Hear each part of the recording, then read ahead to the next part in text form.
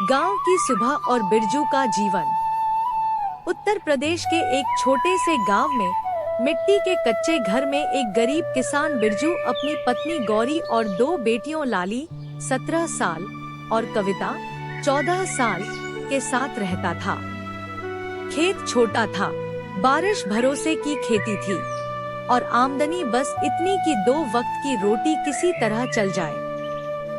बिरजू दिन भर खेत में हल चलाता, गोबर इकट्ठा करता और गांव के बड़े किसानों के खेतों में मजदूरी करता। गौरी घर और जानवर संभालती और बेटियां, वे दोनों पढ़ाई में तेज थी। लाली इंटर में थी, गांव की इकलौती लड़की जो अब भी स्कूल जाती थी। कविता 8वीं में थी। लाली बेटा, पढ़ाई में तुझे किताब या कुछ भी चाहिए हो तो अपने बाबा को बता बेटा, तू बस खूब पढ़ाई कर। बाबा, हम लोग खेत पर जा रहे हैं सब्जी तोड़ने। जा बेटा और जल्दी आना मेरे बच्चों। बिरजू पर साहूकार का 50,000 रुपया कर्ज था, जो ब्याज समेत अब 1 लाख हो चुका था। बारिश कम हुई थी, फसलें बर्बाद हो गईं और बिरजू दिन रात मेहनत करके भी अपने घर का चूल्हा मुश्किल से जलाता था। बिरजू की पत्नी शांत स्वभाव की औरत थी, जो अपने पति की तकलीफ को आंखों में तो छिपा लेती थी पर दिल में रोज रोती थी। उनकी बेटी लाली 17 साल की चुपचाप घर के काम में हाथ बंटाती और स्कूल जाते वक्त हमेशा सहमी सहमी सी रहती। अरे सुनिए जी, अगर खेत पर खाद की कमी हो तो मेरे कंगन गिरवी रख देना, लेकिन तुम कर्जा ना लेना। अब किसी से इस कर्ज ने तो हमारी कमर ही तोड़ डाली।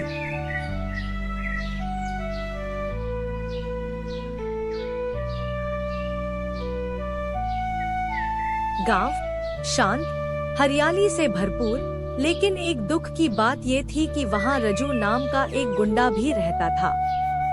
रजू दबंग, गांव के लोगों में डर फैलाए रहता था। उसका शौक था लड़कियों को छेड़ना, उन्हें परेशान करना। गांव वाले सब कुछ जानकर भी चुप रहते थे, कौन उससे पंगा ले, यही सोचकर।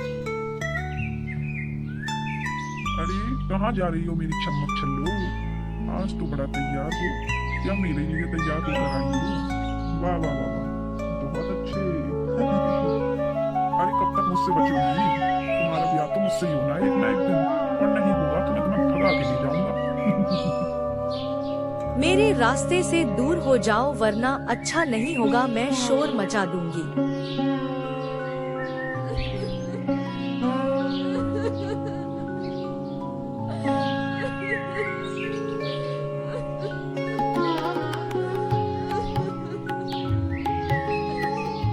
माँ, आज फिर उस गुंडे ने मेरा रास्ता रोका।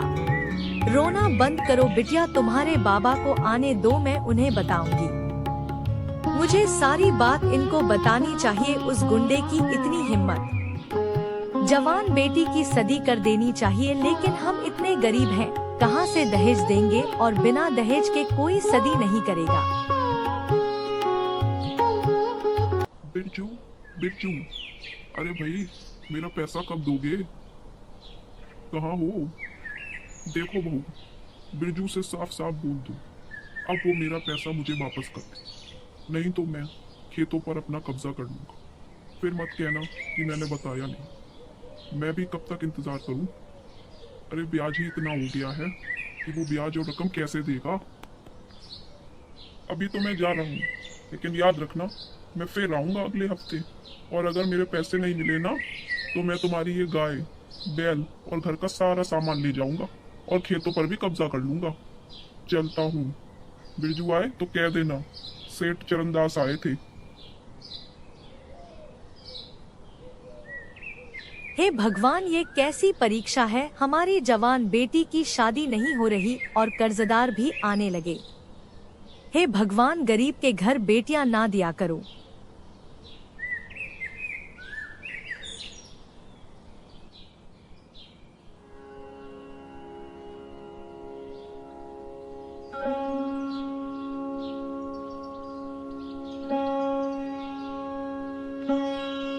खाने के वक्त आज बिरजू की पत्नी बिल्कुल और दोनों बेटी चुपचाप थी। बिरजू ने पूछा भी क्या हुआ, लेकिन पत्नी ने मुस्कुरा कर बोली कुछ नहीं जी, सब ठीक है।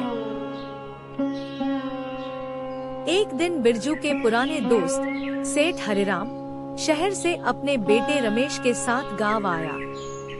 हरिराम और बिरजू की दोस्ती बचपन से थी, लेकिन वक्त और हालात के चलते दोनों अलग हो गए थे। हरिराम अब शहर का बड़ा व्यापारी बन चुका था, जबकि बिरजू अपनी छोटी सी खेती पर निर्भर था। सेठ हरिराम जैसे ही बिरजू के पुराने मिट्टी के घर में दाखिल हुआ।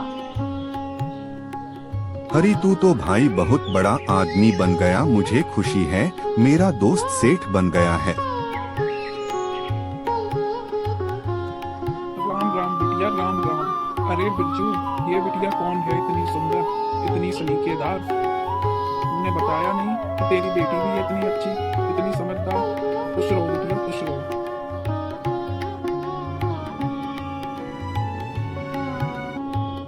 हरिराम ने घर आकर अपनी पत्नी को बताया, आज मैं बिरजू से मिलकर आया।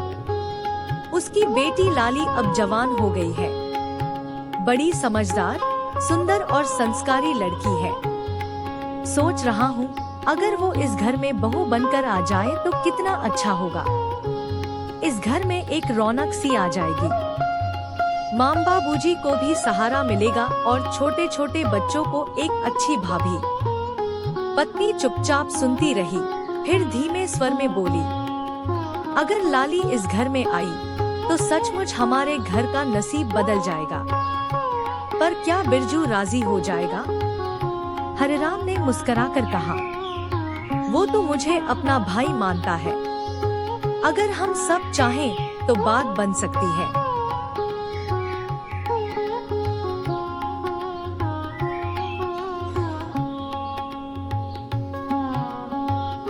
अगले दिन हरिराम बिरजू के घर गया और उसने बताया कि मैं तेरी बेटी को अपनी बहू बनाना चाहता हूँ।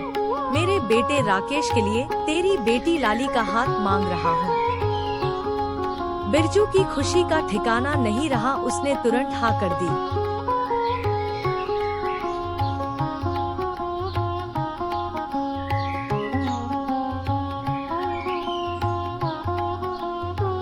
कुछ दिनों में बिरजू की बेटी लाली की शादी हो गई और वो ससुराल चली गई। बेटी ससुराल जाके बहुत खुश थी। अब बिरजू की जिंदगी में बस कर्ज का बोझ था। छोटी बेटी भी बिरजू की दीदी के ससुराल में पढ़ाई करने चली गई। इस साल खेत में फसल भी अच्छी हुई। बिरजू ने सेठ का सारा कर्ज चुका दिया। अब बिरजू के भी जीवन में सिर्फ खुशियाँ थी।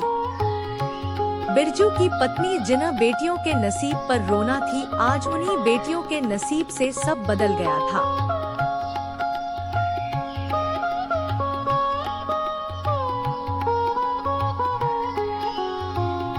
बिरजू की पत्नी को अब समझ आ गया था कि बेटियां बुरी नहीं होती, बस समय बुरा होता है। बिरजू की पत्नी अब अपनी बेटियों का नसीब देख के बहुत खुश होती।